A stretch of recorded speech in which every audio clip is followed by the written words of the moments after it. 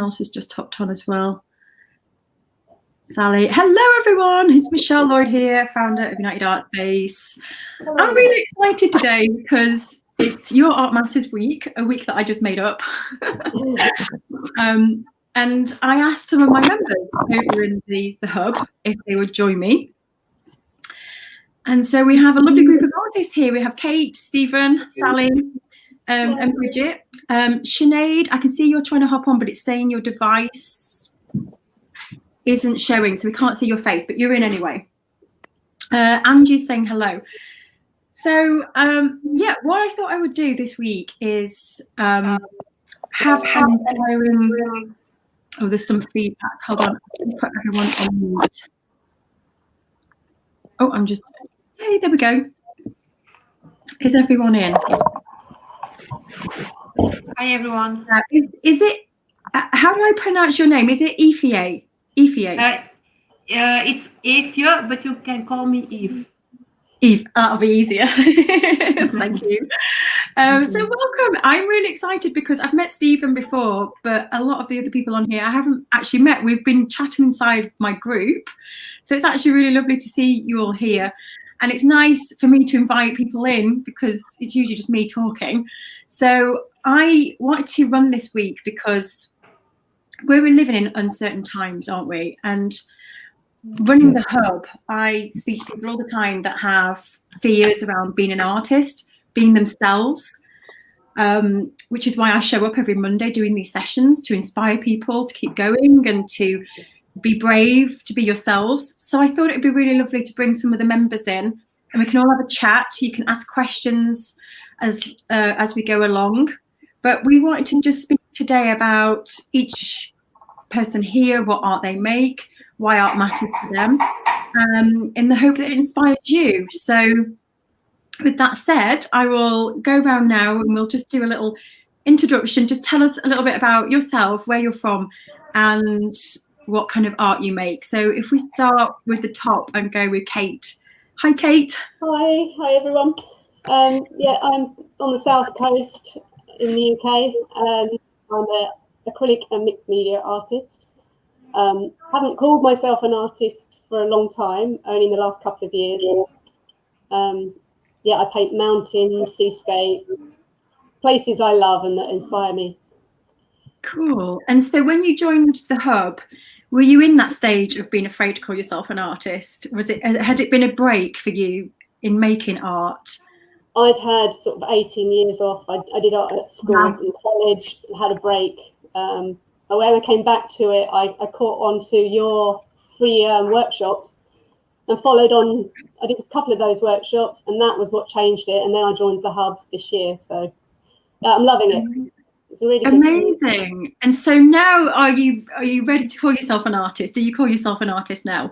I do. It still feels funny at times, but yes, I call myself an artist now. Amazing. And so but we'll come back to you in a minute. So I think that's a great point because I know there's lots of people, everyone's saying hello everyone. There's lots of people tuning in, and I think there's a lot of people who are like probably at the same stage of where you were. It's like the first step, especially after you've taken a big long break, of saying those words that I'm an artist. And I think when you've had a break, I'm speaking from experience as well, it's been a long time for me, it creates so much fear and so much self-doubt, doesn't it? So yeah. I'm glad that you actually find yourself calling yourself an artist. That's cool. I'm going to move to Stephen now. Hello, Stephen. How are you?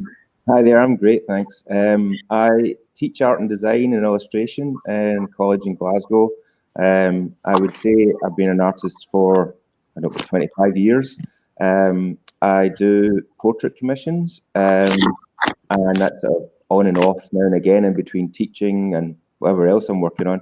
But the main thing I'm working on these days is a series of portraits called my Rockstar series, and I'm just sort of working gradually through them. I've done about 18 or 19 of them, and I'm trying to work it that I get one a week, which is quite tight, but you know, I'm trying to work out how much they're going to be and everything. So yeah. It's the hub's been great because it's really sort of got me focused and really thinking about what I'm going to do for the future, how I'm going to get myself out there and sell more originals, do more commissions and sell more prints as well. Yeah, that's cool, isn't it? I think people have this perception that, when you're teaching it, you kind of understand all the other parts of it, but it's so different, isn't it? When you're teaching other people, the practical, especially side of it, the business side, it's kind of moving your head into a different place, isn't it? So, Yeah, definitely. Yeah. And so how many pieces have you got, did you say, in your collection now? Probably about 18 or 19. The one I'm working on this week, hopefully finish today or tomorrow, and go into the next one's David Bowie, then Freddie Mercury. So, and as it could last me my whole life to finish everything I want to do. But it's a good sort of plan to have, and I'm really enjoying it and getting really sort of engrossed in it, immersed in it, which is fantastic. It's when you work on a portrait and you get lost for hours, and then you go, oh God, I need to go home. And that's when you know you've really been having fun and enjoying what you're doing. I think it's a great point. I was speaking to some people last week, actually, that said that because I created a blog last week about making art that you really are passionate about and finding yourself. And a lot of people have this perception that unless art is difficult and unless you're finding it a struggle, then you shouldn't really be selling it or calling yourself an artist. And it's funny how some people have that perception of if it's easy and it comes easy to me and I enjoy it, there's almost like a load of guilt there because, well, surely I can't sell this because I've just enjoyed it and it's taken me no effort. But actually, that's what you want, isn't it? You want to feel like it's just flowing out of you. And, turning that into a living is just the best feeling ever. So, yeah, it's a good point that you just made there, Stephen.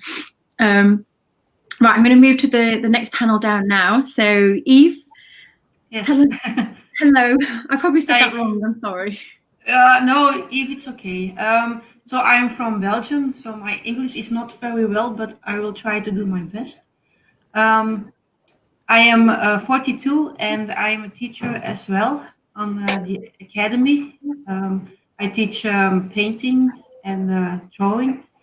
And I am making art from when I was 12. But now the last few months when I started with the Hub, I felt more like an artist. So the 30 years before, I was very struggling with myself and I didn't believe in myself as an artist. But now with the Hub, I feel that, yes, I am an artist. And I love to make paintings with a lot of colors and feelings. And now I know that I can speak through my paintings, but speaking with the words to be a real artist to tell why I'm making art, and so that's still difficult for me. Yes. It's a long process, isn't it? And I think yes. It's like the first steps is, as we teach in the Hub, it's the mindset around how you feel about being an artist, and then it's about. But there's so much more to it than that. But in a nutshell, it's how you feel about being an artist, and then it's like, why are you making? And it's kind of gets really deep, doesn't it? And people feel like, oh, I just make because I just make. But there's always something under the surface of that, and it takes a long time, doesn't it, to process. And we're complex humans, aren't we? And when we're an artist, it's how we see and feel. And so, yeah. So you're doing amazing, though. To think how you feel from those 30 years to now. Yes. I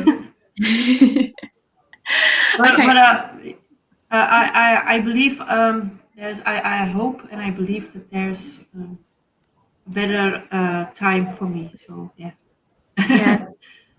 It all takes time. So it does, doesn't it? And so just on that, I just wanted to ask, like, what is your dream? You've kind of been teaching others for such a long time, and you're now starting to really think about it from your own perspective, probably for the first time. Yeah, I really want to sell my art, and I want to be recognized as that artist, or I want to have a name as an artist. And my goal is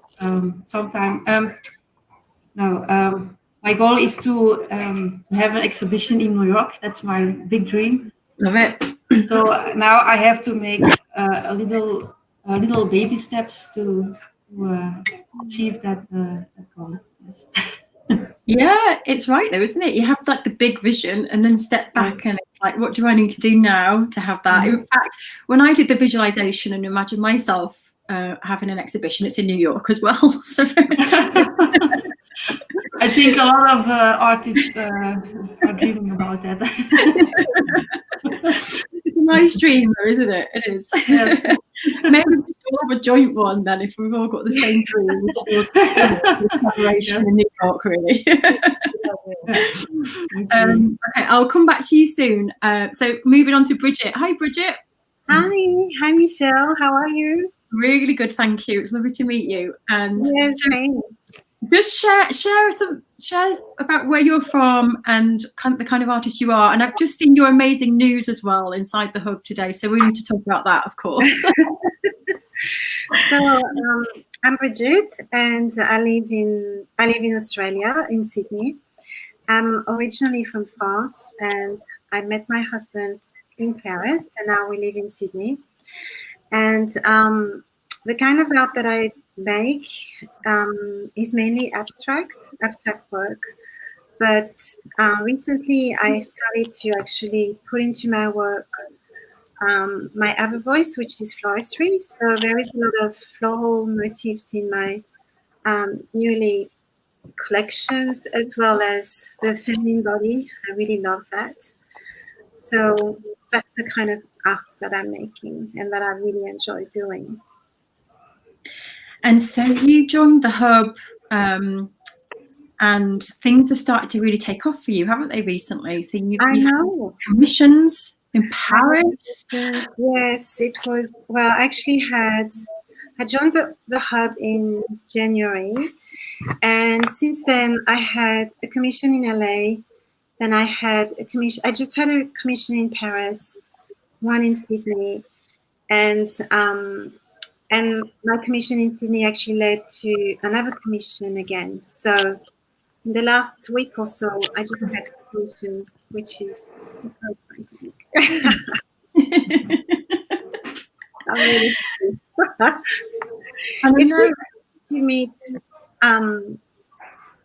the people, your who, finally, and just connecting with them, and it's becoming more about exchange and conversation that leads eventually to sale, which was, I really love the process because I do consultations and then, just let people think a little bit about what they where they want to go. And also it's a good way for me to work out whether it's a good fit in terms of commission work. And it works. So I did everything that is in the hub, and here is the result. Oh, cool. So what do you think is the one thing for you that's kind of shifted, because you weren't having any commissions and then you are, and you've had quite a few in a short space of time? So what do you think has been I think, when I joined the hub, I knew that the thing that I really had to work on was definitely market myself. I didn't do a good job at that. I was the artist who would just completely disappear in the studio and then reappear and just grab for anything and a show or something. But I became more strategic about it with all the knowledge that I received by doing the 7 ingredients. And for me, the whole was a very big, important factor to actually be able to articulate and to speak a language of the people that I was reaching to, and using the word that would resonate with them. So even the exercise of redoing all my social media was massive for me. I used to just put photos and that was it. But actually taking the time to talk to someone, even if I haven't met them yet, I really enjoy that process of having conversation with people from all around the world, whether it was a sale or not, didn't really matter. But to build these connections, and that actually helped me to have more confidence when I was approaching people, posting more and explaining my process, talking about the art, talking about why I do things. So doing the the 7 ingredients, I took a lot of notes and I journal a lot. And I found that all the information that comes out from these steps are actually raw material to write on marketing, on social media, and that was very, very, very helpful. Amazing. So good. So the 7 keys, because it works differently for everyone, the 7 keys. For those who don't know, this is a course that's inside the Hub membership that we run. And there's a 7 key process. And, you know, for some people, it can take a long time to work through the process, depending on what stage you're at. And sometimes if you're getting in your own way or you don't know what direction you're going in, it can take some time to process. But for others, things can click into place really quickly, and it just depends on the individual. And for Bridget, it's coming together, isn't it, for you? It's like the jigsaw pieces are coming together, and it's starting to move quickly. And how many commissions have you had this week? Is it 3 or 4 that you've had this week? 3. 3 commissions this week. It's building relationships and getting clearer on your messaging. So yeah, that's amazing. Well done. Let's just take that time to say well done, because you have worked hard. And, you know, even meeting people that, because you post on your social media and you're not always aware of who is reading what. And I met so many people at the gym and they were going, oh, I love your work. And I barely speak to them usually. And all of a sudden it was a conversation and they were really interested in what I'm doing. And I realized that I was, you know, in their mind, as you were saying, because they were thinking and pondering about what I was writing about. And it's not always people who would say would like it, but people were actually, they were reminded all the time that this is available and this is my offering. And yeah, it brought some really, really interesting conversation. Yeah. And work.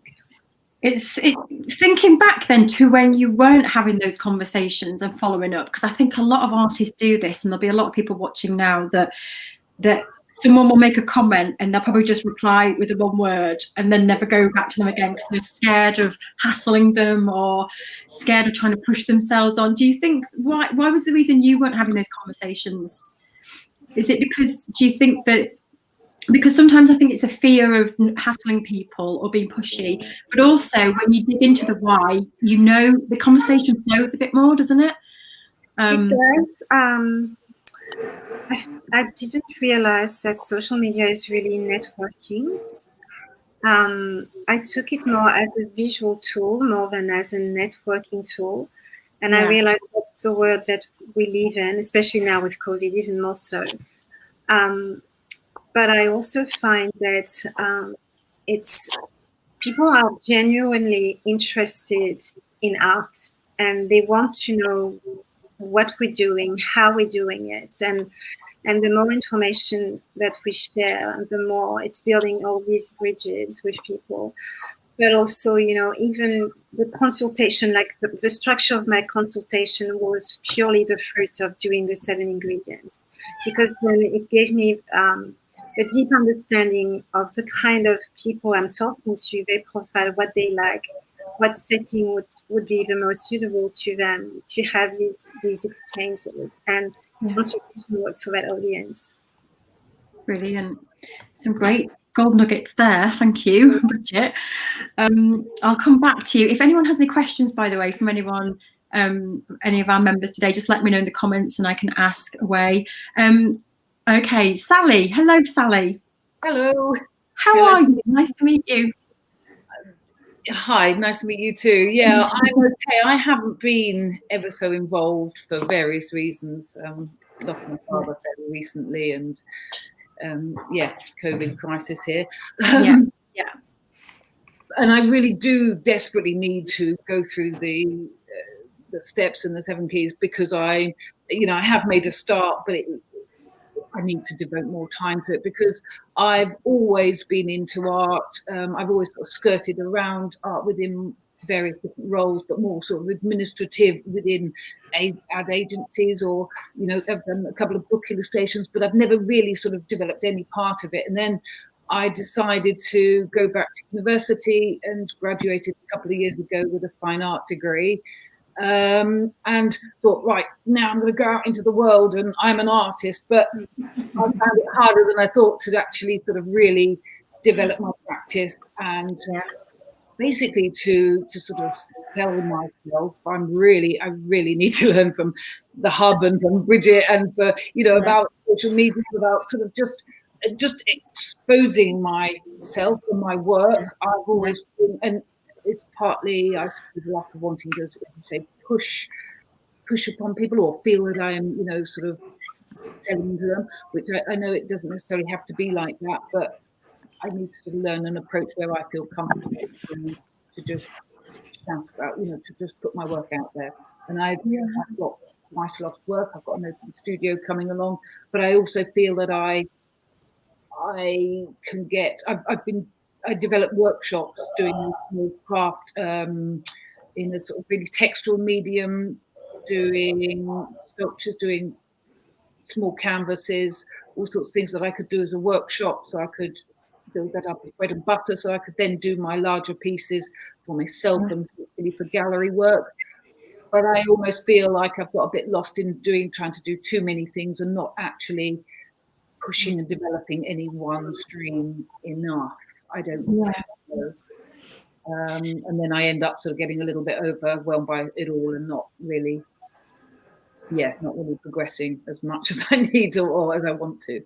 It's good that you're identifying that though. And so what in your dream, what kind of work is it that you want to be making? If you could imagine yourself as that artist that's like, yes, I'm doing it, this is what I want to do. What is that? Do you know? Well, I love and have done several, at university I came up with very large strips. In fact, all my work is on the landscape. It's literally a deep-rooted love. So it comes of, reflections of the trees in the water, of literally the natural matter that I use and put into my work. And it's always going to have come from the environment. And I do also have a sort of a need to express the beauty in the unseen and an environmental edge. So that's sort of kind of where I come from. But I can express that in lots of different ways. I've done some big sort of abstracts, very, very highly textual stuff on big boards, but I also use this medium, as I say, this textual medium, and put in pieces of nature and then bronze them up, paint them up, etc. And I'm as happy. Well, I do see myself doing larger. I enjoy the workshops. I enjoy teaching the few I've done, because then COVID hit and I couldn't do any more workshops. So that's sort of been on hold a bit. And I do enjoy imparting that, and it's great because I need the social side of things. I think art can be quite isolating when you sort of just sit in your cold studio outside, sort of trying to think, why am I doing this and who am I doing this for? Whereas delivering workshops, I get sort of some feedback and social inclusion, and I enjoy that. But I really want to succeed with my large pieces, whether they be semi-abstract or textual pieces from the landscape, etc. Yeah, that sounds great. And I think just to give some advice, going through the 7 keys, when there's different things going on like that, where you've got, and I'm saying this because I've spoken with some other people recently that feel like they've got different pockets of art going on. So there's the workshops, or there's these pieces that are kind of bringing me an income, but there's something else that I really want to do, and it's my bigger pieces or these pieces that are more from my heart, but I just don't feel like I'm getting the time to do it. And what I've recommended other people do is to use the 7 keys to just focus on that part that you want. So eliminate the 7 keys and everything else. Eliminate everything else in relation to the 7 keys and just focus on the 7 keys in relation to where you really want to take it, because that can help, even if it's just an hour a week to begin with, of just focusing on, what those paintings mean to you, where you want to take them, who they could be for.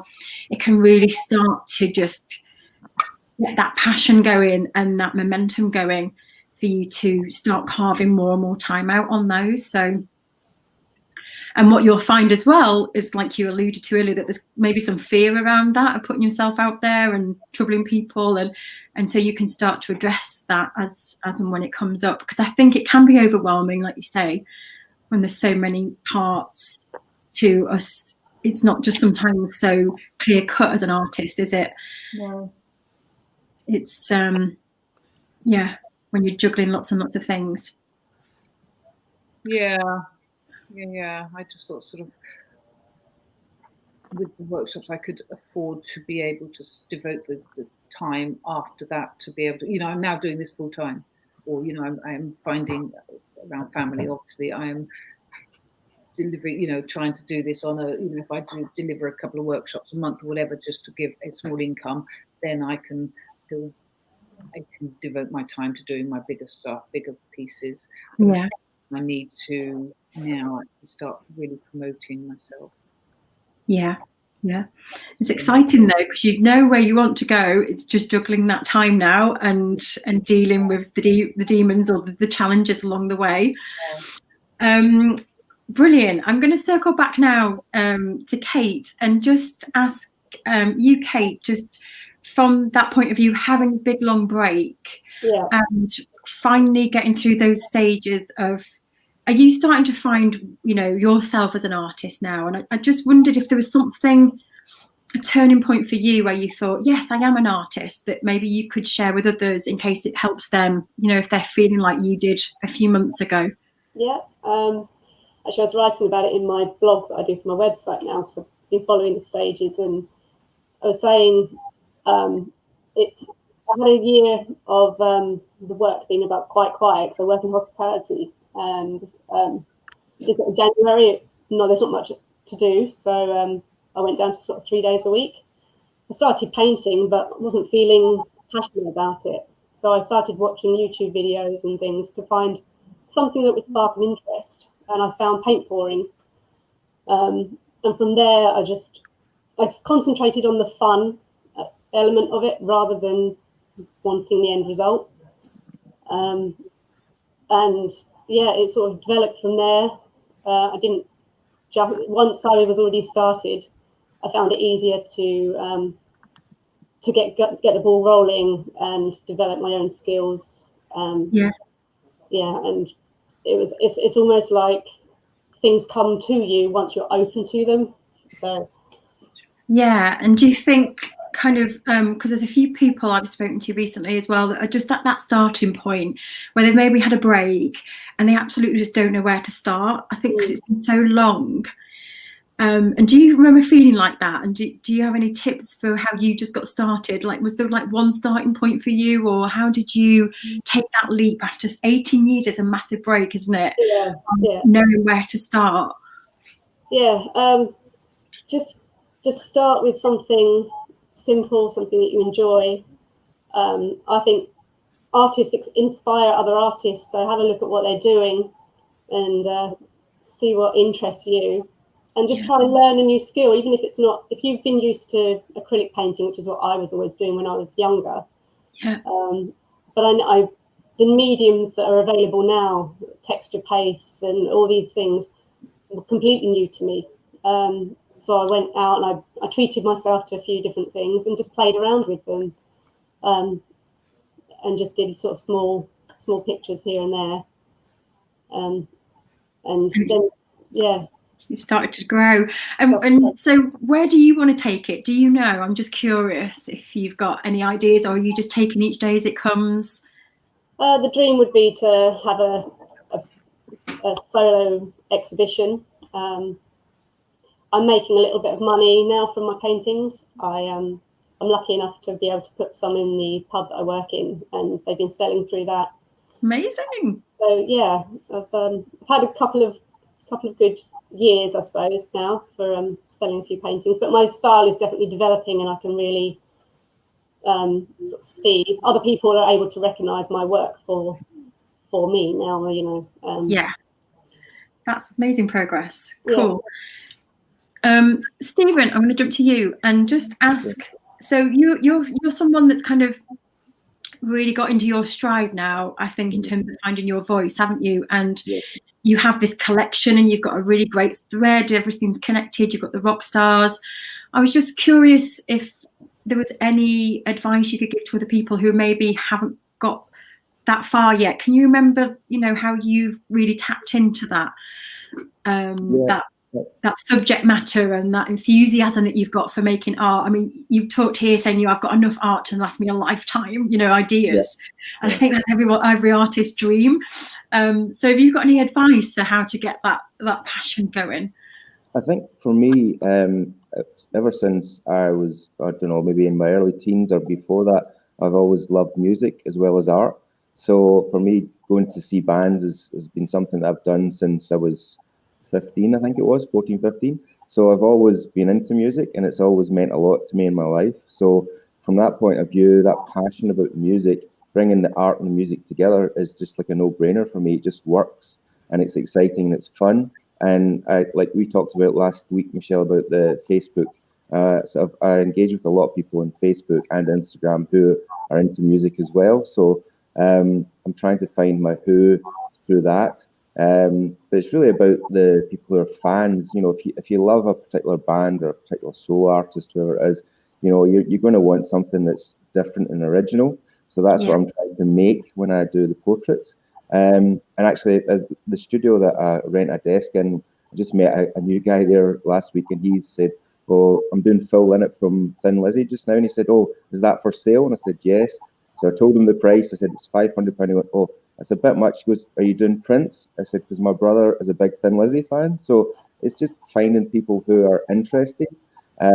Maybe his brother would be interested enough to buy the original. I don't know, but it's just that bringing your passions together to, and I think it shows in your artwork as well, because if you something you genuinely care about and love doing, then that's going to go into your work, so it's finding that and taking that forward. And I think that's where, for me, I've brought in something that I love from teenage years into what I'm doing just now.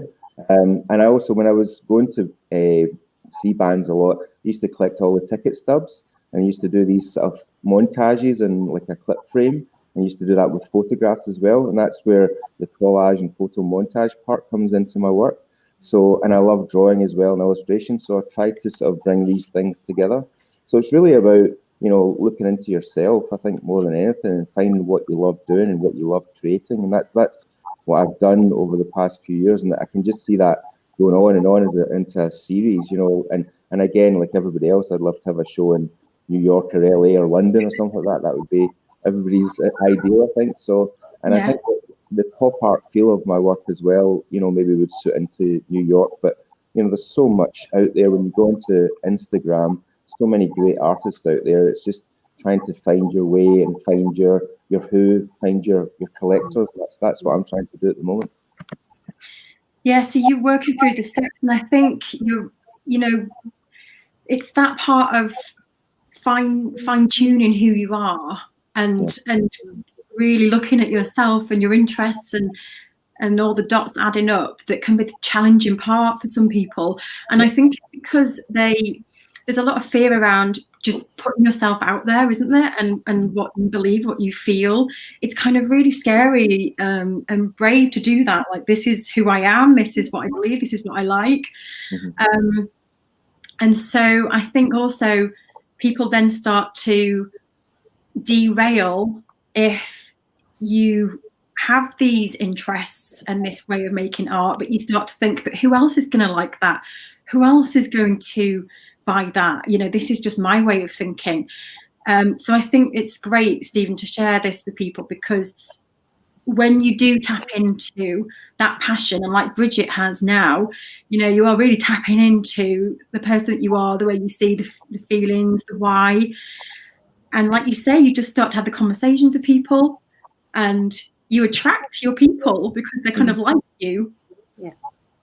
And it starts to snowball, doesn't it, into people then talking to their friends, and it just starts to grow.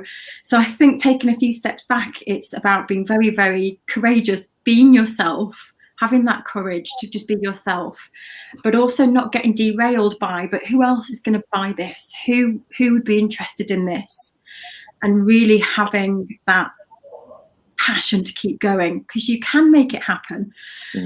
Is there anything else, Stephen, that you would advise anyone listening in who's maybe feeling a bit lost, that wants to be the artist that's in them and maybe afraid to take those steps? Because I know there's lots of people tuning in now who are probably feeling that way and are maybe a bit envious that you've got work flying out of your ears. No, I think it's about, you know, believing yourself as much as you can and being tenacious and just, you know, never giving up. Just keep going for it. You know, and the more you do what you love, I think you'll attract people that love what you do. Hopefully. Yeah, you will. Wonderful. Eve, I'm going to come back to you if you don't mind, and just ask you.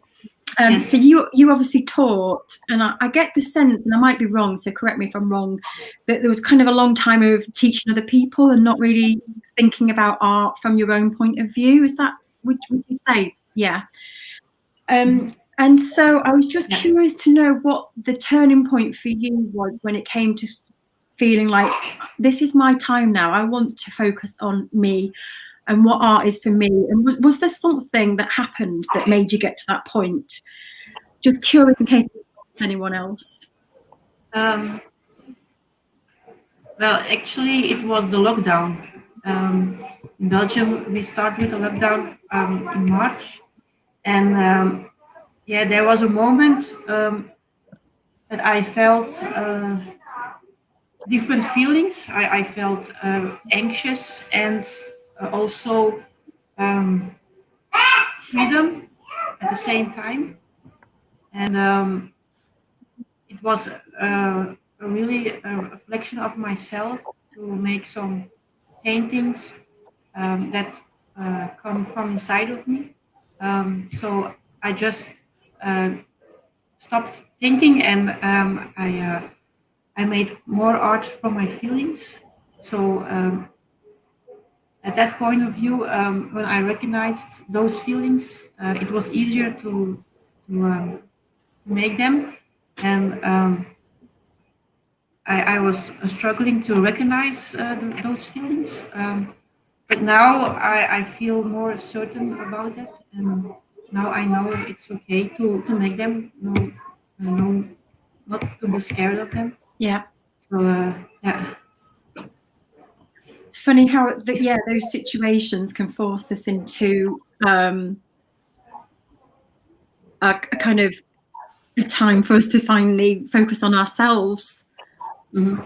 And something good came out of that lockdown and I felt the same actually. You know, when I went into the lockdown, it forced me into a self-reflection and getting back in touch with what matters in life. And I think there's probably a lot of people watching now who've gone through that same situation of really assessing like what is important to me, and instead of trying to please everyone else and do things for everyone else, having that time to think about especially art right now. You know, art is so powerful, and that's why I'm doing this week, because going through what we're going through right now, art has the power to change. And I've gone through some personal things recently, and I've just found being in my art room, processing through art, is just helping me make sense of everything that I'm going through. And I couldn't have made sense of it without art. It's crazy, but when I started to make, it helped me start to connect dots and start to really understand why I'm feeling the way I'm feeling. Yeah, I'm feeling the same. Yes. Yeah, and it is therapy, isn't it? But also that it helps you understand yourself as a person, and then it impacts other people, which is why art is so amazing, because you kind of process it from your own point of view, but then other people have a completely different response to it, or they understand what you were trying to portray. So it's and for me that's difficult now to know that it's okay and to talk about it with other people. It's difficult, like on the one way, but it's also a revelation at the other way. Yeah, sorry, my English. No, great. It's great. And I think, yeah, you're right that we have this perception that we should hold back or, you know, not share things about art or how we feel about it, and let the art speak for itself. That's always a big one. Which I think has its place, and I'm not saying there's anything wrong with that, because I definitely do think there's a place for art just speaking for itself. I do, but it can make us closed as people and as artists, and we're often worried about how much to share and is this too personal. So so that's helping you open up a little bit more, do you think, through the art process? But now I have to talk about also about my feelings to other people, and that's why I don't know if it's a good idea to talk about your feelings. My paintings tells it, but must I do it also? I don't know. Yeah, I think that's something that it's intuition. I think that you'll find what you're comfortable with sharing. And you'll feel it, whether it feels a bit like, oh no, I don't want to share this, or actually I want to share a little bit of this, it feels right. Because I've had those situations where, you know, everyone knows here I'm very, very open, but there have been times, you know, I think, you know, should I share this, is it right? And it's always based on intuition and whether it feels right to share. So thank you for that, that's really helpful. Moving to Bridget. Bridget, do you have any advice for anyone watching? If someone's at that stage where they haven't had the commissions yet, and they haven't figured out the 7 keys yet, and they're probably, you know, maybe a bit like Sally, it's quite overwhelming, and I don't know what direction to go in. Do you have any advice, just thinking back to yourself before you started to take those strides through the 7 keys? Is there like one bit of advice that you can think of that might help?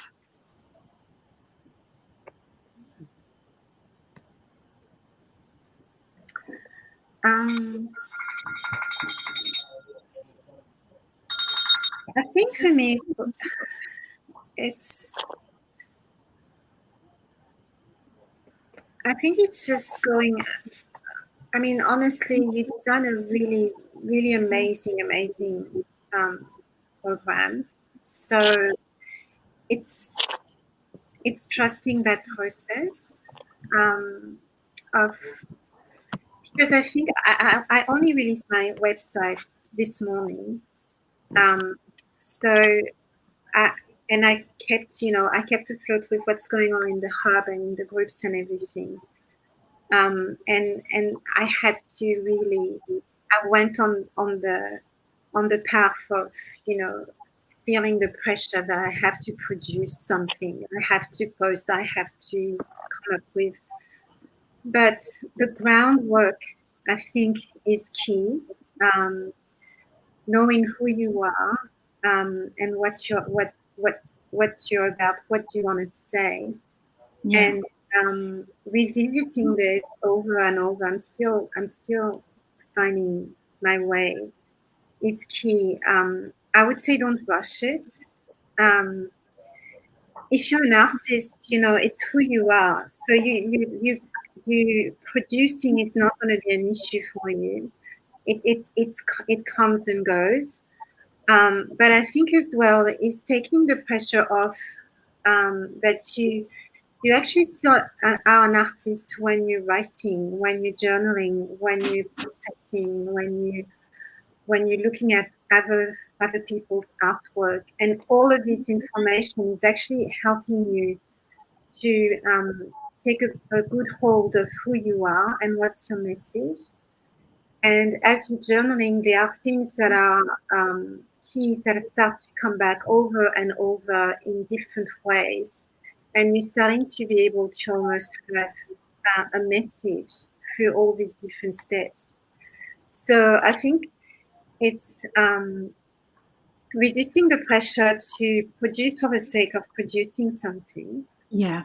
And really doing the groundwork, which is, you know, your identity, your core message, your why, your what, the way that you produce your work. Why do you like it? Why do you like painting on canvas more than on board? Why? All these whys are very, very important. And it feels like you're doing nothing, but you're actually doing a lot. Yeah. And all of a sudden, everything, when you're starting to go into the marketing side of things, you actually have a marketing plan, because you can actually read any part of your journal and you realize that you have something to say. Yeah. But it's not just intuition anymore. It's not just you and your art. And of course, everybody's going to understand what I'm talking about, because you're so immersed into the process that you think that everybody can read it, but they can't. But all of a sudden, you have put words to the art, which is enable people now to come into that little world that you're creating for them. Yeah. Amazing. Mm. Thank you. And yeah, you're right, because the 7 Keys is a kind of business plan. As you're going through it, it creates all the steps for if you were going to an organization to get a startup loan or something, and they wanted to see a business plan. The 7 Keys is what you would show them, because it does tick off all the steps. I'm so glad that you're putting it into practice and it's starting to work for you, Bridget. Yeah, and the commission is not, I think I was coming as well from the perspective of I'm never going to get that commission. It's never going to happen for me. And when you're reading, all the good news and the happy dance from everybody, I was really happy, and I'm thinking, I don't even know if it's going to happen to me. It's just, it feels like it's miles away. That's really interesting to know. So how long ago were you feeling that way, where you're looking at other people having their success and you're thinking? Not so long. Just a few weeks ago. Because also I put myself in the group that decided to be visible. Yeah. And I'm looking at these girls and they're powering through everything, and I'm thinking, I can't even write, a post that makes sense on social media. And Jane was amazing. She looked at my social media, she gave me feedback and everything, and she said, I think you just, you just posted this and then you put your hashtag, you missed the opportunity to engage with your audience. But then I'm having a nervous breakdown thinking I've been writing all this thing for 1 week and now it doesn't make anybody. But it was so good, because I felt, she's right. She's absolutely right. That doesn't make any sense to anyone. But having that honesty, because you're an artist and you're painting and you are in the zone and you think that everybody's in your head, but they're not. Yeah. And they can't hear any of that. And all of a sudden, having somebody who you trust. And I was watching as well, how many followers she was building up, and I'm thinking, I'm not even hitting 100. I'm not doing anything. And from a different way. It didn't come from my social media directly. It came from word of mouth. It came from my Facebook page, which I never thought would work, because I just posted on my personal Facebook page, just whatever was on Instagram. So it came from a different audience. But I think you just need to be open, because it's going to be heard. The message needs to be clear, obviously, which I was not doing well. But you need to be open at anyone, at any time, starting to step into your world, asking questions and wanting a bit of you, really. Yeah. And so I feel like all that preparation of the 7 ingredients is you preparing that room. And when you open the door, you have that confidence to be able to greet people and talk to them about, and it comes very naturally because you've done so much work that it just comes out of you. So don't neglect that side, and don't feel that you are totally unproductive because you're not painting or you're not drawing. You're actually still drawing, but you're writing your art. Yeah, in fact, I've had so many people join and say, I just don't understand how these 7 keys are going to help me. I don't understand why I've got to sit and fill out these questions. It's taken up too much time. And I've worked with so many people that have said that to me. And if they persevere, and I've got quite a few that have, 6 months later, they go, I get it now. I get it. I get why we do those worksheets because of everything you just said. Your bios write themselves, your social media posts, your conversations. You start attracting your people, and it comes from that groundwork where at the time you don't see where it's going to help. You know, when you've got that little exercise when you need to write your manifesto, and I wrote that manifesto, I think, at least 3 or 5 times. Yeah. But I use that as a quote on my website, and all of a sudden, it's very genuine. It's you. You're not copying anyone. You're not trying to do a hard sell. It's coming from your soul. And people sense it, and they know it's your words. You choose the words. You choose how you want to express yourself, and that's how people starting to come around you. So it's hard work, but it was worth every minute. Brilliant. Oh, so good. Okay, we'll be wrapping up soon because we've got another session, another group of people joining because we had so many people put their name forward. So I can only have so many faces on the screen at once. So we'll be wrapping up in a few minutes and then some more people will join so you can hang around. But before I go, so I'm going to just jump to Sally before we head. And Sally, I was just thinking in terms of your situation, I was just wondering, is there a story behind your work in terms of how art has impacted you in some way? So for me, it's like, I can tell you're an artist, it's in you and it's never going to go away. and you've always been that way, haven't you? Absolutely, yes. Yeah. But I suppose it's having the bravery to let that out and to share that with everybody else. I mean, I've done all sorts of pieces, odd commissions, but it's about finding my true voice and exactly what I want to do going forward. I've always felt that pull and that need to express myself, and now it feels a lot more authentic because rather than doing things for other people, I've done commissions to suit people's interiors, or I've done sort of present pictures like pet portraits or whatever, or just sort of on part-time during working. But now sort of to be able to develop what is more personal to me feels like I'm going in the right direction. I need to develop it further. And do you think there was there a catalyst for you or something that's happened for you that's made you actually realize that I can't do this anymore, all this stuff, and I just need to focus on what it is for me? Do you think there was something that helped you get to that point of realizing?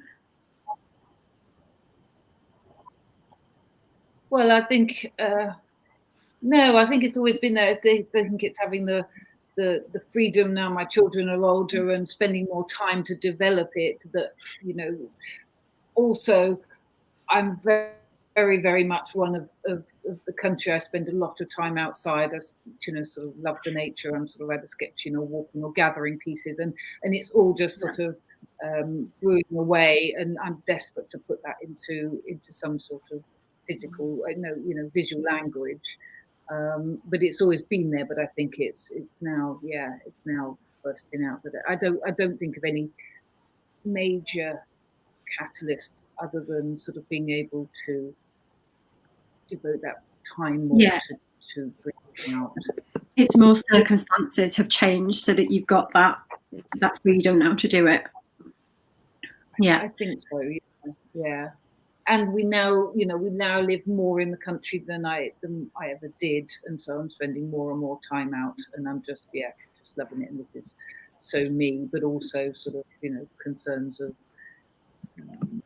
environmental impact and seeing things being destroyed. I want to somehow get something in my thread, in my message, but I need to develop. Brilliant. Thank you so much to all of you. I think some people might want to follow you. So if you want to put your links in the comments, guys, afterwards, feel free to do that. Because I know there's lots of people here who've been inspired by what you've been saying. Lots of people said, yeah, really great, inspired by all your responses. Bridget, you've really made me laugh. I love your thoughtful response to Michelle's question about the 7 keys. Wendy said, Bridget, it's exactly how I'm feeling with my group now, but I know that I am getting there. Yes. Jenny says, hi from Sydney to everyone. Thank you, says Karina, for everyone's inspiring and helpful responses. So I think everyone's loved it. I will go back through and check. Art by Amy said, this is great. Thank you all. I'm really, really inspired. Loads and loads of lovely, lovely comments. So thank you so much for everyone here joining me today. Thank you. Thank you, Michelle, for being so generous. Because I'm always completely blown away by the amount of things that you're giving away. It's just beautiful. Thank you. Oh, you're so welcome.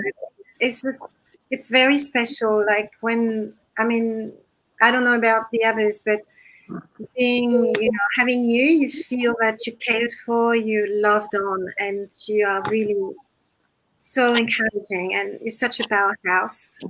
Oh, I'm glad you feel that way. You're a real powerhouse. It's just like Yeah, pow, pow, pow. Yeah. So honest, so open. I need that. Great. Thank you.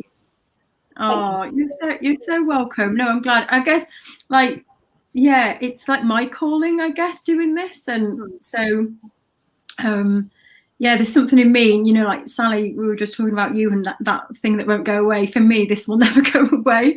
So, yeah, but I'm glad it helps you, and I'm glad that you all feel that way as well. That makes me very happy. So thank you. And I'm glad that everyone's tuned in today, and I hope that you all feel inspired to go make and be yourselves. And if you want to hang around for the next group of people that are coming on, you're more than welcome. And so, yeah, thank you to Kate, Stephen, Sally, Eve and Bridget. Thank you. And I can see the next people are waiting, so I'm going to let them all in now. And so you guys now, I think you can leave the studio, or I can remove you. So I'll remove you one by one. And thank you so much for joining me, guys. Thank you. Bye. Thank you. Bye. Okay, so let me just get set up. Okay, so we've got another group of people coming in now.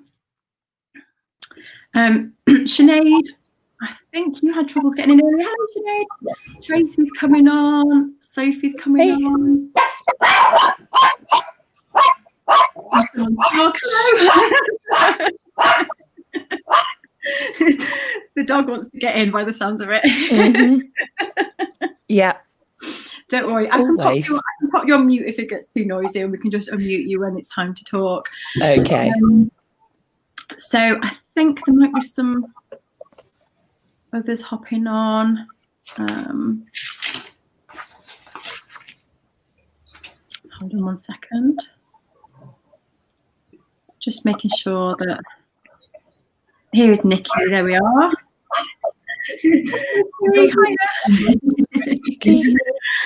I think that's everyone. If it gets too noisy, we can just unmute you when it's time to talk. So I think there might be some feedback. Hold on, let me just see. I'm going to put everyone on mute for a second, and then we'll unmute you when.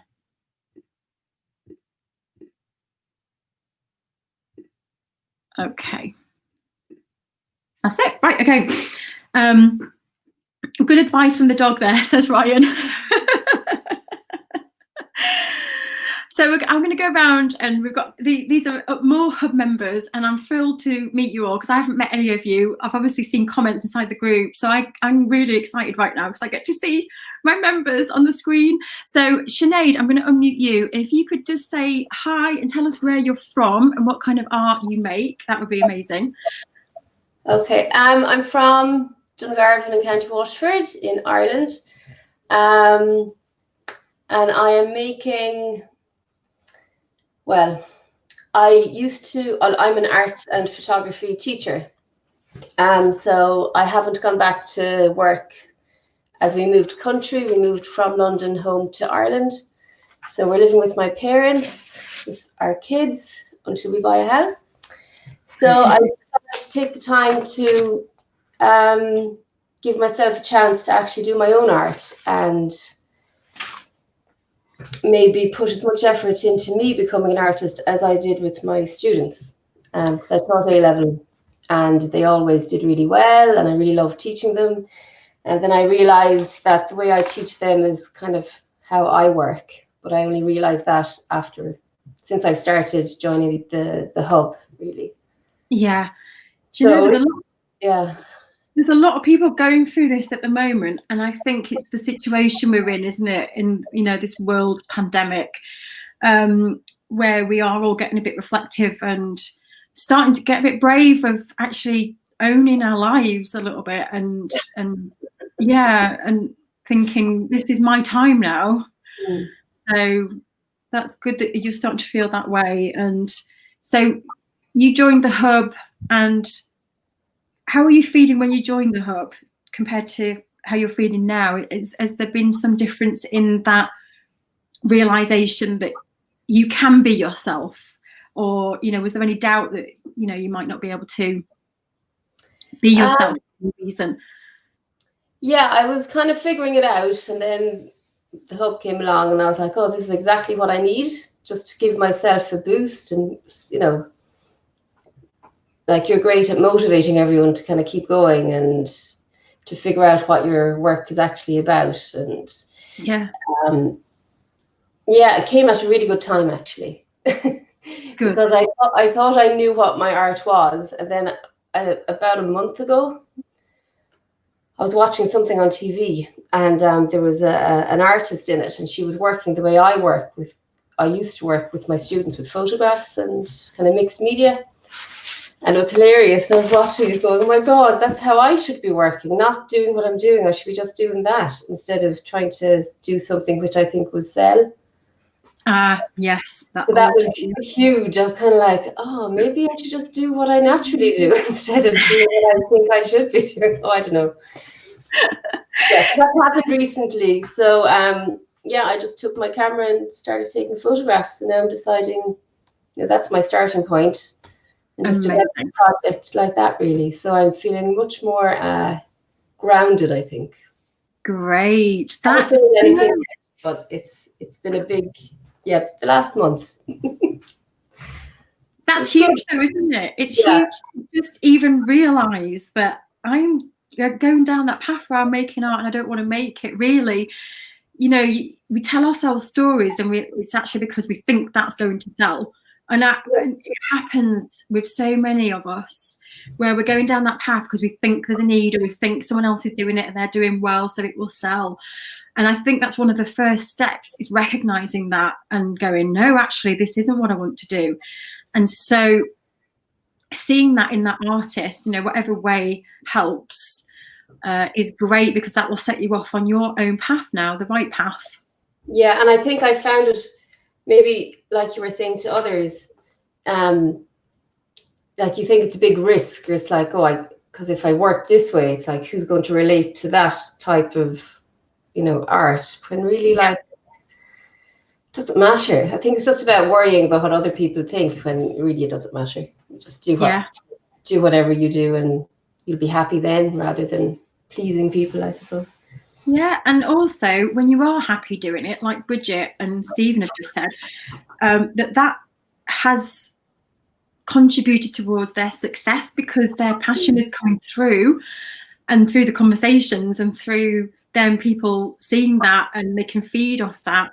So also, I just think it goes back to my point that there is a place for everyone in the art world. There really is. And there is a fear among artists that who else is going to be interested in this?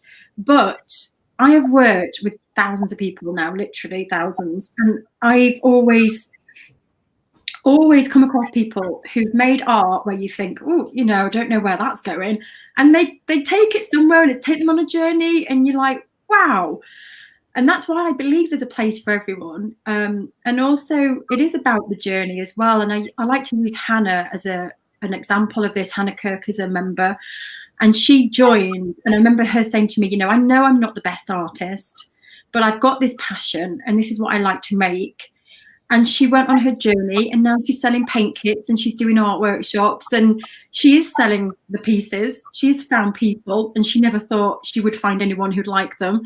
And so it is about being brave, isn't it? And not trying to predict the future. You can't predict the future until you go on the journey.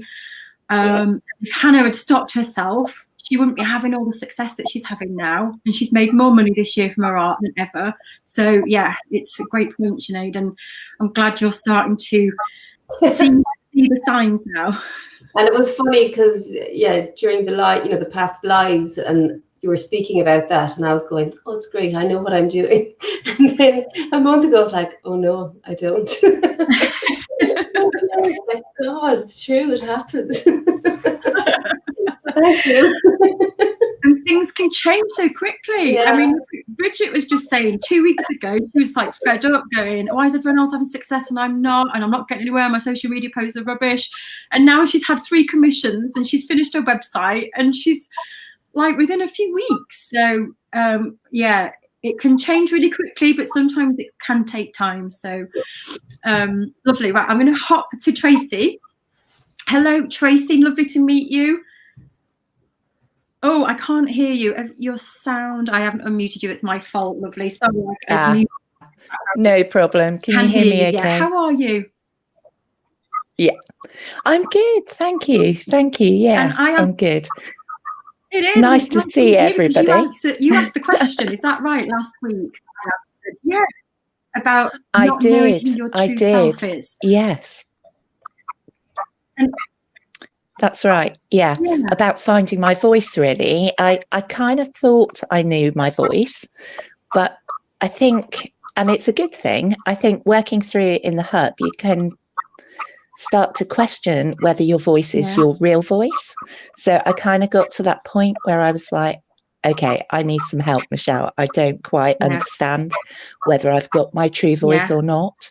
So I think what you did was fantastic last week, and it really helped me. Great. I'm so pleased. Yeah. And I think when we talk about your voice, it's quite an elusive thing sometimes, because it's like, what is that? And so, because it's hard to describe, but it's, because it's different for everyone as well. But it's that, it's when I feel like when you're in your stride and you found something and you've got work that's coming together and it's got something, meaning behind it, and you start to sense that you're on the right path. Yes. Yeah. It just feels more comfortable. It's weird. It's like having this sensation that things are aligning and that everything seems to be going the right way, and it feels comfortable. I think that's where I've got to. I feel like, I know where I'm going, and I'm happy with what I'm producing. So yeah, it was a really good session. Yeah, that's great. And I just want to use Stacey James as an example as well in this conversation, because Stacey joined my hub membership a few years ago, and she's had this journey of trying to find her voice as well. And she said to me about 2 months ago, I realized that even though I knew about finding your own voice, I was still getting derailed by trying to make work what I thought people would like, because she's really great at seeing opportunities and, oh, maybe I could make some money out of this. And she was enjoying it. But what's happened now is she's really found her thing now. Yeah. So, but going back to what you said, it's taking that first step.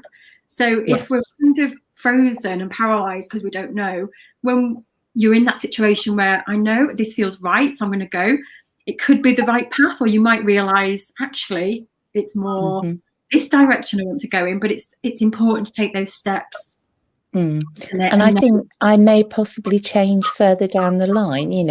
I'll grow and learn, and my art will change along with that, but that's fine.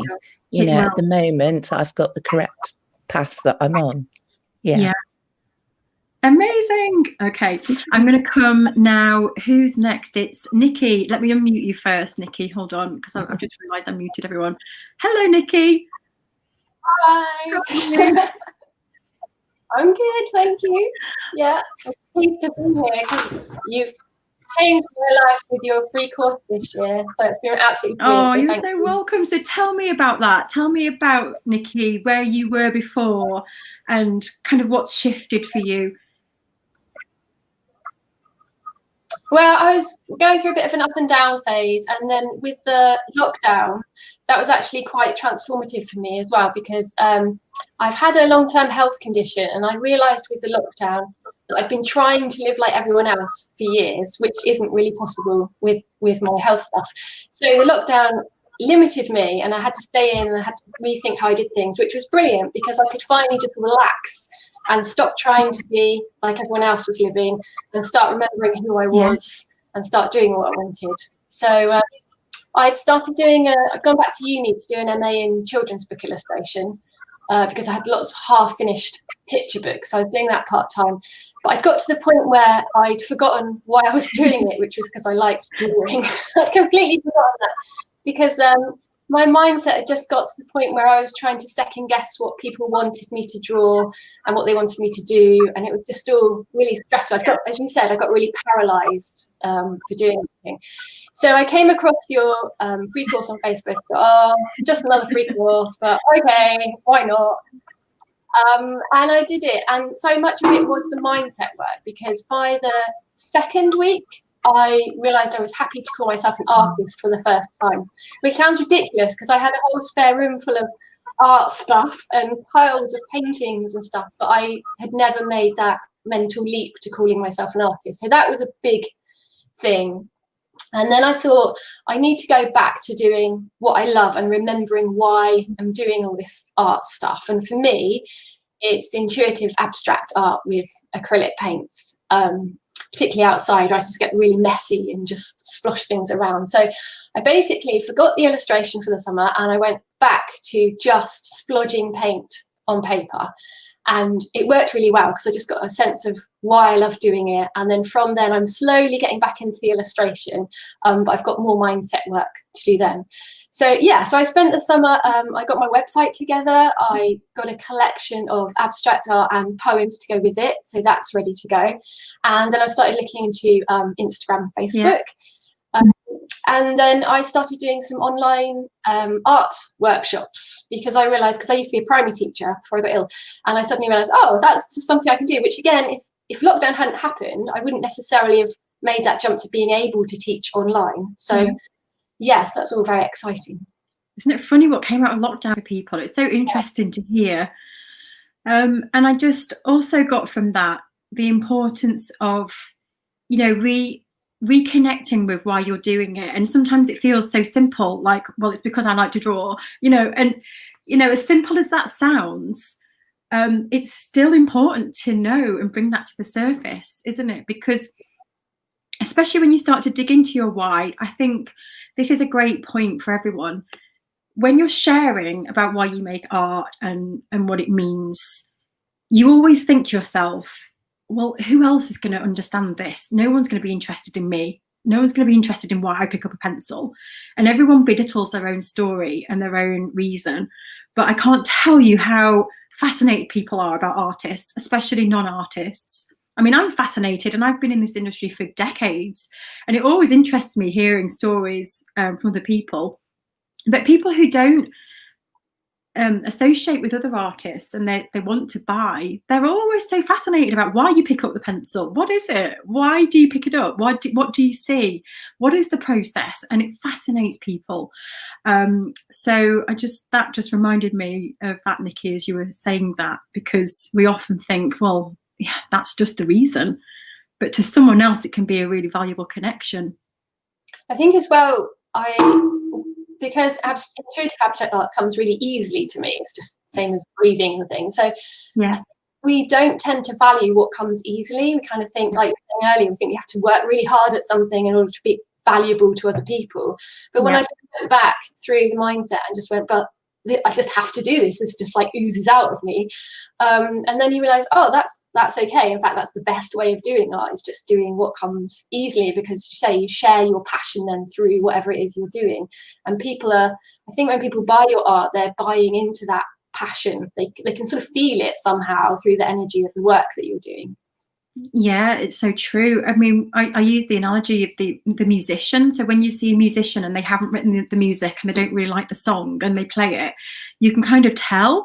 Whereas when you sit in front of a musician who's written the music and they sing with passion, you know, it comes through, doesn't it? And it's the same for artists. I when I look at artwork, I can tell, and especially if an artist has got lots and lots of different styles, I can usually see the art they really enjoyed making, because it has a confidence and it has just something in it. It's hard to describe, but I usually go, you know, never put words in their mouth, but when we get to the end result of what is it you really want to do, and they'll point to the pieces that have that confidence where they've just felt at ease making.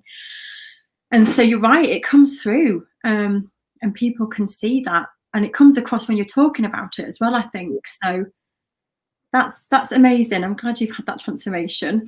I'm going to come back to you in a minute, Nikki. I'm going to move to Sophie now. I'm just going to unmute you. Hi, Sophie. Lovely to meet you. Hello. Good. Nice to meet you. Tell me where you're from and what kind of art you make. So I'm originally from the UK, and then I moved to Australia 20 odd years ago, and I'm still here. So at the moment I'm in like a small village, so we've had sort of lockdown, but nothing like it's been in the UK. It's been pretty cruisy here, really. I paint mostly equine stuff, probably because of where I am. It's a real sort of rural area, a lot of horse events and stuff happen around here.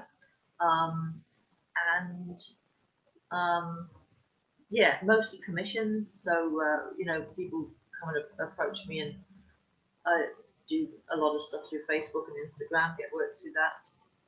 And I've just bought a little, there's an old sweet shop, so I'm like renovating it, and it's right on the New England highway. You know, so it's like a lot of parts of traffic, and you know, and people. There's always like horse floats pulling up outside, and so people see stuff in the windows, that sort of thing. So that's quite good exposure. But I was really interested in what Nikki just said there, because I suppose painting these horses is sort of what comes naturally to me, but I'm sort of like exactly what you said. I'm sort of suspicious of things that come naturally, like come easily. So I'm always having a battle with myself, and I want to paint in a much more like intuitive way, in a much more expressive way, because the work I do has to be quite realistic, so tell that it's their horse kind of thing, you know. And I'd rather do sort of, you know, mark making and that sort of thing. That doesn't come naturally to me, and I want it to. So I don't know whether I should keep pushing it, just keep trying. I've even started painting copies of some other artists' work that I really admire, to sort of train my hands. I think that's a great idea. Yeah. Because it's not, I don't know, but so the conclusion I've come to, because I was the same as everyone else, I was just having a dilemma and paralysis, the same sort of thing. I thought I'll just keep painting. It's better to just keep on painting something than to just panic and stop doing everything. Yeah. So doing the horses now and see what happens. Yeah, no, I think that sounds great. And I think when you've got, it sounds like you've got a developed voice and a style, whatever that word is, but which is the more realistic. And I think I love this. This is the ever-changing artist. Like, we never just stick to one thing, and that's artists. We are curious about the world. We're always changing. We're always seeing something new. And I think that's, you're being pulled now to, actually, I want to loosen up and I want to change this up a little bit. And so I think when you're feeling that way, and I'm using Sharon as an example now, because she's a fully fledged artist in the studio all the time. And when she's feeling that way, what she does, she's obviously got the work that she needs to produce for her galleries and her clients. And she has kind of like side projects where she has this urge where she wants to create like a life-size ceramic figure. and she wants to do welding, and so she has like these things going alongside, because you've got to feed that part of your artist soul. So I feel like, you know, if you just get that little side project on the go. And we were talking about this in a studio session last week, actually, how there was another artist in the group. So she's quite an established artist, but she wanted to make these really gruesome masks because she was feeling the lockdown and feeling restricted, and they were like really, really scary masks out of clay. And she said they were never to sell, but actually what she said, she was called to do this and just had to get out of the system. But what she realized was it was just a form of therapy for her. It was just like, I just need to get this out. She said, and I've done it, and now I don't want to see them again. And so I think you're right, as an artist, you've got to listen to that part of yourself and not, you know, suppress it, because it might need to just come out as a way of, oh, I need to deal with something here. Or it might be that you are going to change direction. And so when you start to allow that time to play, and it sounds like you need some play time where you just play with the materials, copy other artists, just play around, and then it might evolve your work, or you might just decide, you know what, there's a new me that's emerging here. So it sounds, always affects the work you're doing as well, doesn't it? Like, you know, if you're doing crazy stuff with the big brushes or whatever, it still makes its way into what I'm doing, which is much more controlled, even if it's just in a small way. But yeah, it's cool how it all sort of, it really does, yeah.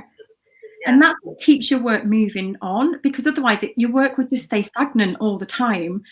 And so it comes from having that play time. And Sharon devotes quite a big chunk of, like, I think 20% of her week to play, just like playing with crazy ideas where she thinks, don't know who's going to buy it, don't care, just playing. And like you say, then she did a welding course, and she just started to use tiny little bits of weld in her main pieces. And she did this kind of wax relief course. Again, it was just going to do it. And what she really liked was the surfaces from the wax relief she started to emulate in her clay. So you're right that everything that we do, sometimes it just feels like I have no idea why I'm doing this, but it will add up to the bigger picture in some way. And I think you're right in that we shouldn't suppress that, because it's easy to get in the mindset of, I've got to make money, and is this going to make me money, and can I sell this? But if you don't listen to that bit of you that's calling. Yeah, absolutely, that's very true. And it's hard when you've got to pay the bills, isn't it? You know, if you're trying to make a living from it. And I was tattooing for a long time, which was good because it was art, but it was, you get the wage sort of thing, you know. And then I packed it up and decided I was going to go all into this. So yeah, it is, and play is so crucial. But like, say, if you are supporting yourself and you've got to pay the bills, you think to yourself, well, can I afford to do that? Can I afford the time to do it? But it's so important. Yeah.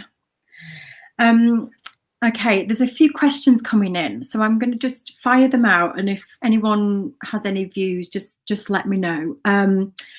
Ryan's got a good question here. It's more of him just voicing out his thoughts around copying other artists. So I thought about copying other artists' work to try and emulate style, a bit like a musician covering a song.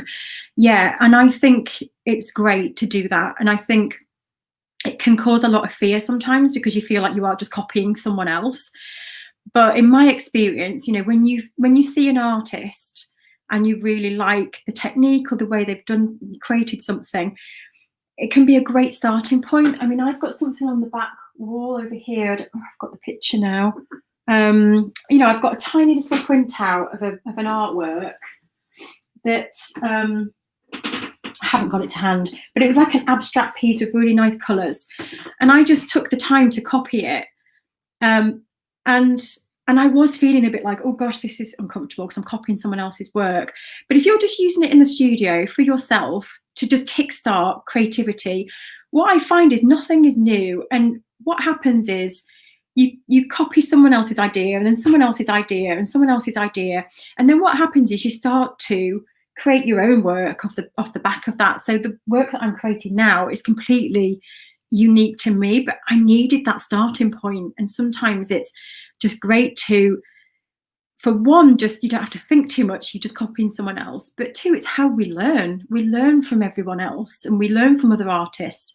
Has anyone else got any thoughts on that? I know, Sophie, you said that you did that. And did you know, when you were copying other people's work, did it bring up any fear in you, or did you feel a bit like, oh? It's been a bit weird, but like you say, it's only ever what I have just in my studio. I never really show it to anybody. But I'm always fascinated with even a simple image.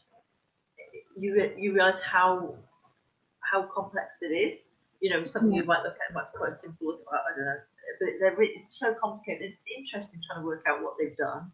And so I think it's pretty valuable. It's been good for me, you know. Yeah, I think it's where everyone starts as well, isn't it? You know, as an artist, it's usually the first place. Tracy, I'm going to just unmute you because I can see you nodding along there. Hold on. Tracy, I've just unmuted you. Yeah. I think it's a really good starting point, and it's certainly one that I was encouraged to take right at the beginning. I think it's difficult to learn on your own, and I think you need some sort of direction. So it is good because you can look at the way that other artists have made those marks, and you can find within that how they've set out, say, a composition, and it gives you these elements that you can learn from and take forward. And again, like you were saying, it's not something that you're going to show necessarily, but it's a good way of learning how to do that and maybe start thinking about your mark making and what is possible. And I think, as you say, with the paralysis, which sets in with all of us, you have to have something to start with, don't you? So I found it a really good starting point in my and you'll find that journey. Artist that you're copying has probably copied another artist as well, and it's the way it happens, isn't it? And it's you know, nothing is new, and we're always looking at other artists and other things and organic things and photographs, and it's then that starting point and what we do with it, and that what we want to find our own voice in all of this. And so, and even when you're making those marks, Michelle, you're never going to be the same as that other artist, because your muscle memory and the way that your hand works will always be different. So I think it's very difficult to replicate an exact replica of what another artist has done. It's more about learning how they've used the paint possibly or the composition. If anyone has any questions, by the way, just feel free to ask. Lots of people are saying it's so lovely to hear everyone's story. Thank you so much for sharing. Sheena says, I've been trying to please and second guess all my life as an artist. No more. Good for you. Let me just see if there's anyone else. Yeah, Sharon says, we're so worried about copying people's work, but how do we think different movements in art were formed throughout our history? And then Honey said here, I wonder if I'm blocking myself because I don't look at any other artists' work really, because I'm so fearful of copying and putting myself under tremendous pressure to be unique. I've never thought of it as a learning tool or a process. Well, yes, it's an amazing learning tool. And actually, in one of the courses that Sharon and I teach, Make Your Mark, one of the first steps is to gather other artists' images and art that you like, can be from the past, you know, or current artists, and use those as your starting point, as well as photographs from your own album, things that you see as you go on your travels, start collecting all of those things. But yes, other people's artwork for sure. It can give you a lot of insight as well when you start to look at other artists that you like. It can tell you a lot about yourself. So what is it? Is it abstract or is it colourful? And am I drawn to colours or am I drawn to textures? And so it can actually tell you a lot about what you're looking at and what you like. So, okay, so I'm just going to go back to Tracy and Sinead actually, just to talk a little bit about, because I know there's quite a lot of people who are maybe watching who are at that stage, or maybe just where you were, Tracy, just feeling so frustrated because I don't know where I'm going. Do you have any advice in terms of how you've helped get that bit of clarity of now knowing the direction that you're going in? I think it's very natural for us all to second guess, and I think if we didn't second guess, we wouldn't learn. For me, it was to keep going. I've posted in the Hub group before that I think I'm at the point of giving up and I can't do this. This isn't the right time for me, and things like that, and quite negative comments. And everybody has been so supportive. The Hub has been transformational, you know, and that's not only yourself, Michelle, but also from all of the Hub members who are there to support you. And everybody came on and sort of said, Trace, work through it. You know, we've all felt like this, you know, that reassurance. We've all felt like this. We all find it difficult. Some of us do work very slow in finding our voices. Some of us are frustrated, you know, and it was just nice to know that I wasn't the only person that felt that way. Yeah, because it can feel like that, can't it? Right. Yeah. Especially sometimes in the group when there are people having lots of success. But there are people that have been in that group for years. And so you see the success coming in, and it can be inspiring, but it can also be a bit crushing where you just think, why is it happening for me? And so it is a long process. It is a long process. And I'm very fortunate in that I don't make up for money because I don't have to. I'm a retired nurse. Yeah. So art for me was more about, excuse me, more about my own mental health and working through issues, supporting the period of inactivity and the change in my life and things like that. So if I have any advice, it's to keep going, try not to be too comparative to others, you know, like you were saying with its successes and things. Trust in the process, really, and keep making art. Don't get to that point where you just put it aside, because it is within you and it is something that needs to come out for whatever reason, be that mental health or be that, you know, an expression of an emotion. It does need to happen. So don't block yourself. Just keep making art. Yeah, I'm glad you just said that, because Julie has tuned in and she just said, I'm feeling really deflated. I feel like I'm just not getting any interest. I've got a lot of likes, but that's as far as it goes. And I feel like I'm getting desperate because I need the funds. So we're going to give you all a big hug, Julie, through the screen, because you're not the first to feel that way. And I felt that way when I set up United Art Space. You know, it took me a while to get going with United Art Space and for any money to be coming in. And I remember feeling just like that. Like I got 2 small children and I needed to pay the bills. And it's in those moments, I think, where you've just got to try and find the strength to keep going.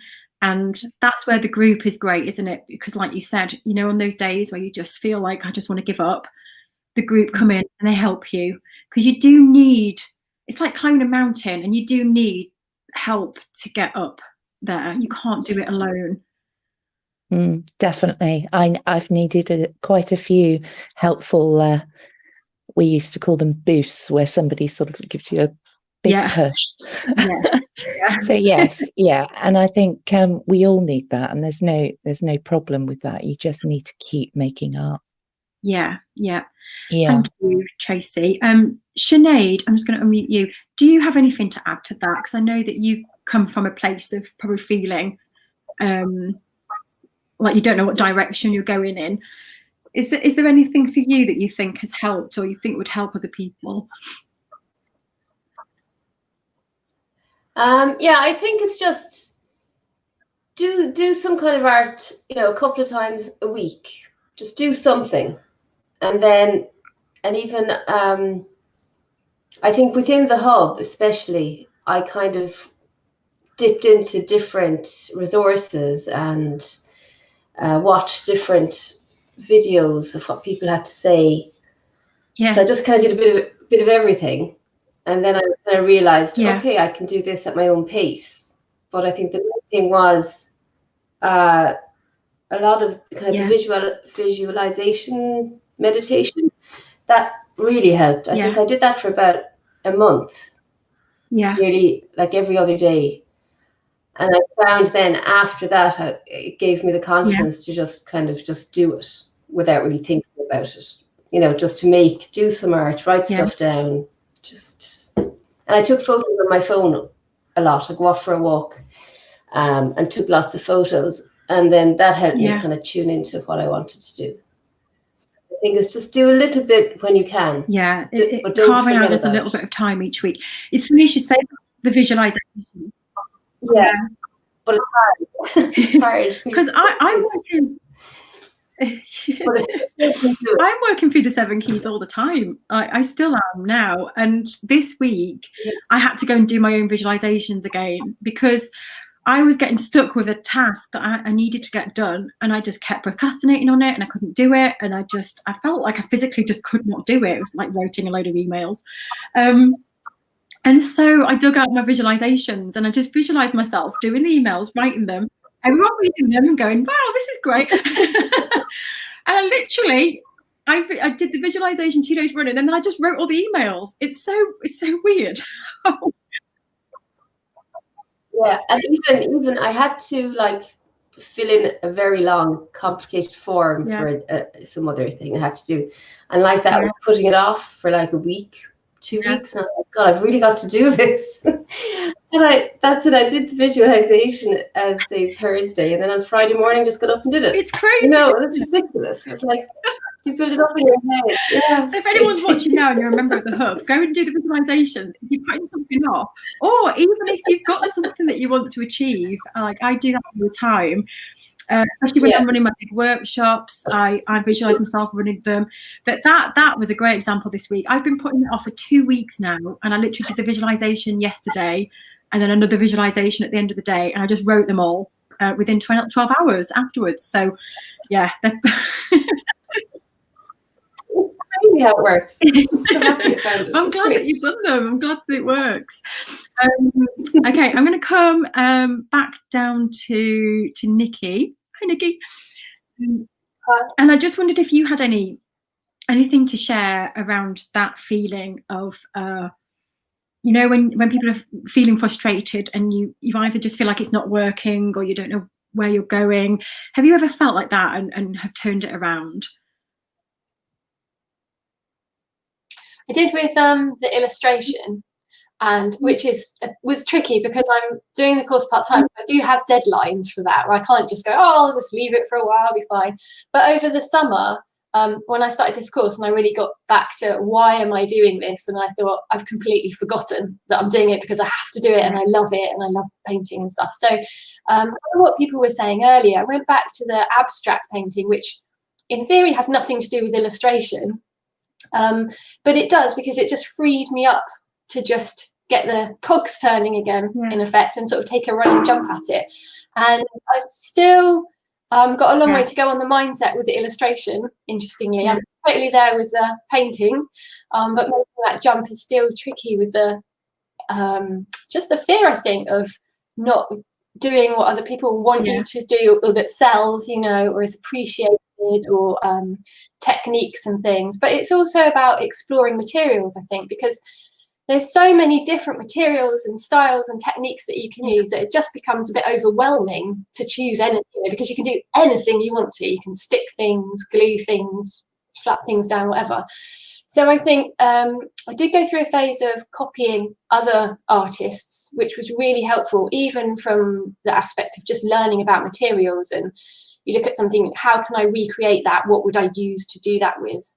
And they never turned out exactly the same as the original anyway, because as Tracy was saying, your hands work differently and the things you've got on your desk are different and the paper's different. So I found that a really good learning curve. And also it gave you parameters to work in. So it wasn't just wide open anymore. It's like, I'm going to do this picture. I don't have to worry about composition. I don't have to worry about what to use. It's just there, just one, do it, you know. And there's an end point. You're trying to produce that picture.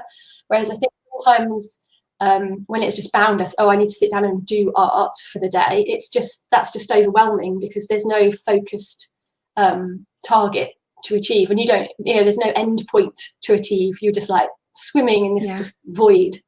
That really helped to narrow it down. That's really great advice. And I just wondered if there's anything to add around this whole theme that we have around Your Art Matters, and just reiterating the point that, to be an artist and be yourself, it's like one of the greatest gifts I think we can give ourselves, isn't it?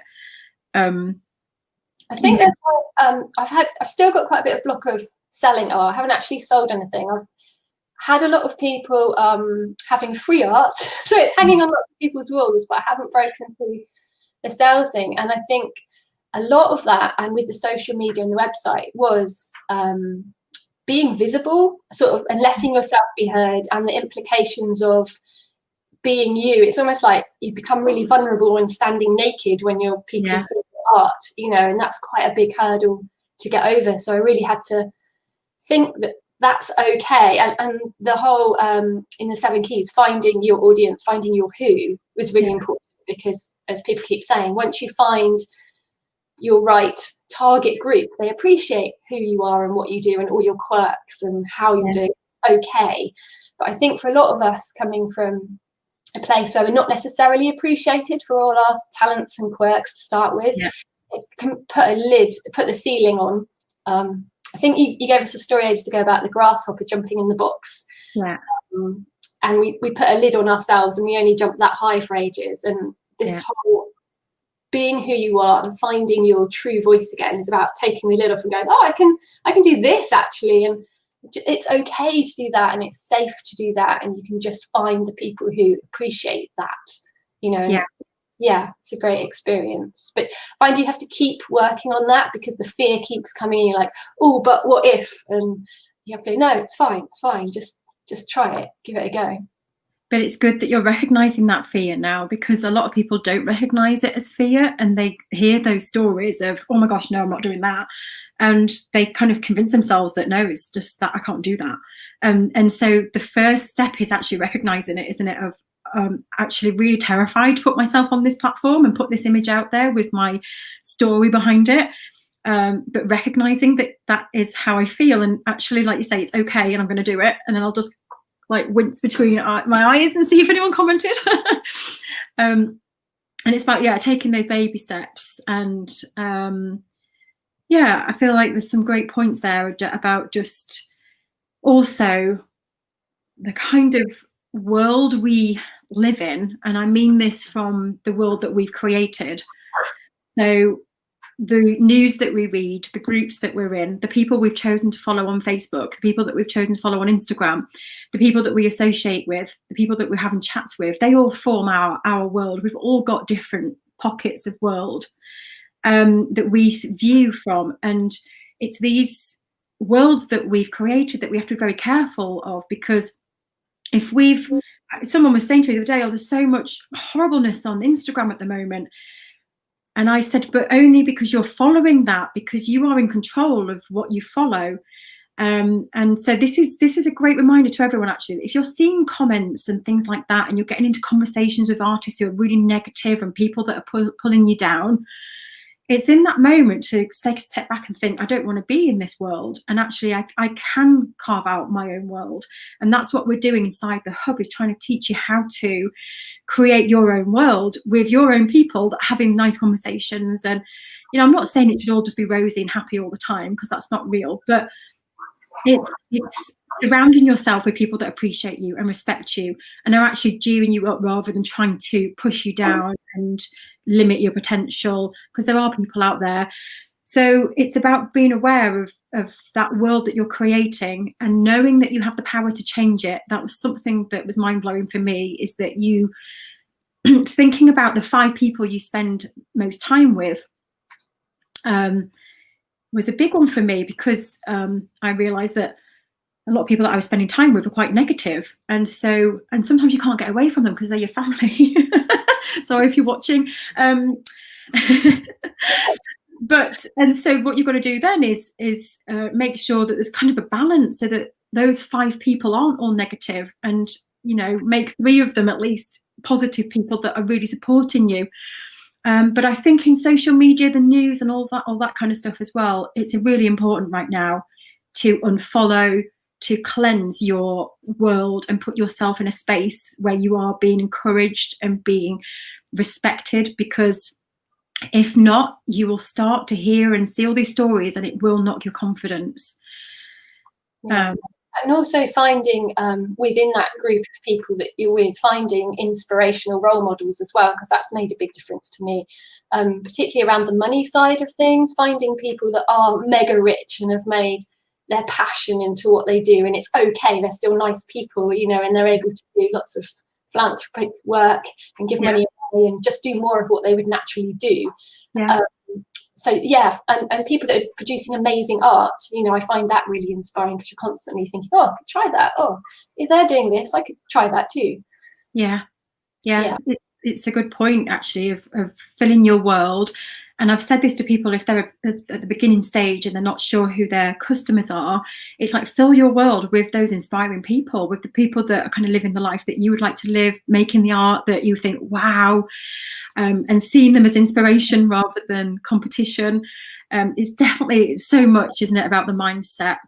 I was really quite blown away because I was doing my intuitive abstract art in my own little bubble for years and years and years, and then coming on the Art Hub and finding there's hundreds of other people doing intuitive abstract art. And for a little while I was like, oh, I'm not unique. Oh, and then it became really great, because they're doing like similar things in a slightly different way, and so you feel like you're part of a club and it validates it. So I think you can look at it in two ways. You can sort of look at it from the, oh, you know, loads of people are doing it, it's not unique, how awful. Or you can go embrace it and think, great, it's loads of people are doing it, it's okay to do it, you know, let's see what everyone else is doing. Yeah, you're so right. And if you look back at art history, you know, artists worked in groups where they had similar styles and similar voices, and they were creating movements, and, you know, they were all working together, but they had their own individuality on each piece because of their why and their, you know, the artists that they are, the experiences that they have. But Cubism and all those big movements that came out where they're all making art in a similar way, they're all unique because of their own individuality, aren't they? We're all individual people. And the uniqueness comes from your why and your own experiences. And there was room for everyone. And I think this is a great point, actually, to remember, that when you are joining groups or finding other artists on Instagram, you might think, oh, there's already so many people doing this already. Why should I bother? There's just so many people out there. There's no room for me. But there is, because what you've got to remember is your people aren't seeing all those people that you're seeing. They're not, you know, your buyers aren't in the hub seeing all those other artists. Your buyers aren't following all the artists on Pinterest and Instagram. They're going to see you in a feed or somewhere in a completely different context and connect with you. So never make that assumption that there's so many people out there already, there's no point with doing it, because there is room for everyone, and it's how you put yourself out there and how you stand out, and you create your own little world. So getting on my soapbox. I love this. Oh, and everyone's loving it. I love a bit of Monday chatter about art. Okay, so we're going to wrap up in a minute. So I'm just going to hop to Sophie for, maybe we'll just have a little bit of a last minute thought about, you know, this thing about your art matters and people actually, I feel like so many people are getting in their own way, and, you know, they want to make art or they want to do something, but they're just getting in their own way. If you've got any words of advice, Sophie, from your own experiences where you've maybe done that in the past and something's helped you. Yeah. Well, sort of, but most recently, which is quite exciting, I was, because like financially, I'm quite skint. I always think from the point of view of someone who's skint. So I've worked out, you've got to stop doing that. And in the past, like, I just got fed up with saying to someone, oh, you know, get $650, and they'd sort of grimace, and then I'd be going, oh, well, look, maybe I can do it for $550 or something, and all this. And I just got to the point, I thought, you know what, sod it, I'm not going to do this anymore. Yeah. This is about a month ago. So I think I've had like about an 800% price increase in about 4 weeks. But like literally, I've gone. I do it by. I don't know if anyone else does it, but I do like a linear inch method of pricing work, because so like you times it by. So initially it was like 25, whatever, and then it was something. Now it's 50. So I'm just like, but all of a sudden I've got more commissions, and people that aren't umming and ahhing and grimacing. The money's in the bank, bang. They're just like on board.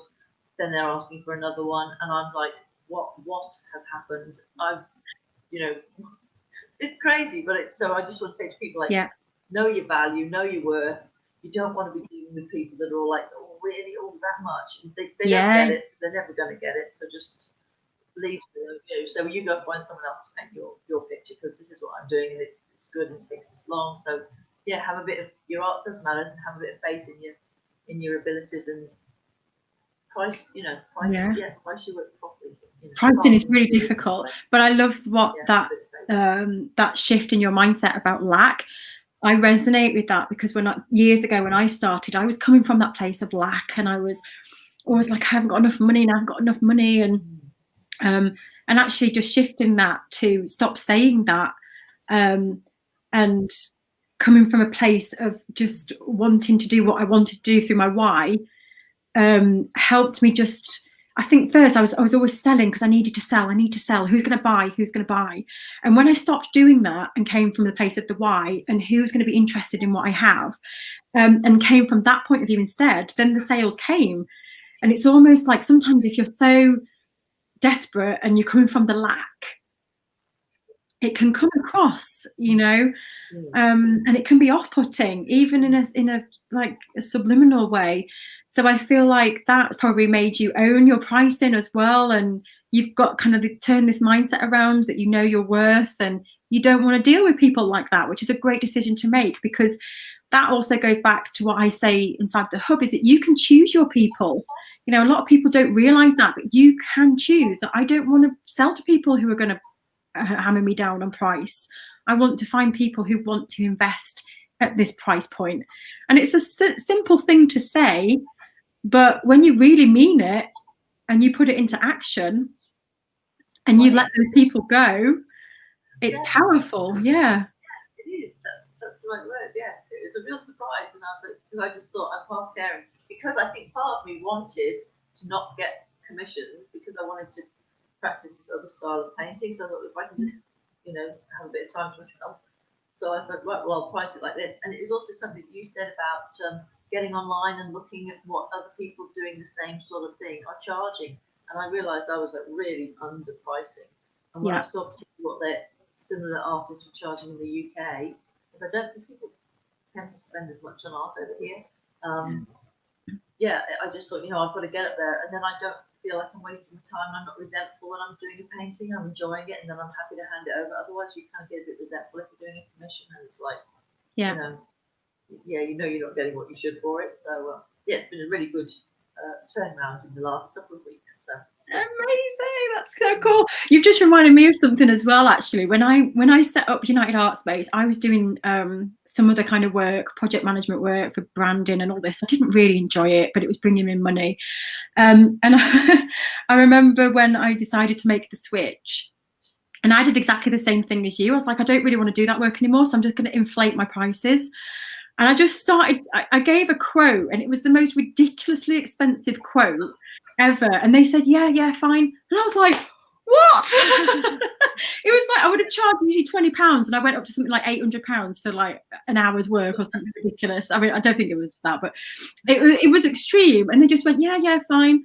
So it is funny actually when you kind of let go of it a little bit. And Stacey James said the same. She said that she recently decided that she didn't want to do commissions anymore. So the last commission that came in, she did the same thing, inflated the price because she was actually trying to deter them away. And they went, yeah, brilliant, we'll take it. We'll have 3 more.